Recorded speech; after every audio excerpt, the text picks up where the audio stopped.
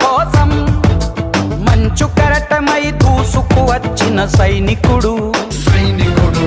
కత్తి కొనలలోన చిక్కిన పావురాయి కోసం ప్రాణ కవచమై రణముకు వచ్చిన రక్షకుడు గుండె లోతులో తెగిన గాయమై తగువు న్యాయమై వచ్చాడు కంచు కోటలో రాకుమారి పెదవంచులపై చిరునవ్వవుతాడు వీడే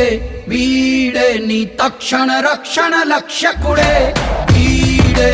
వీడే నీ లక్షల సైన్యం వీడే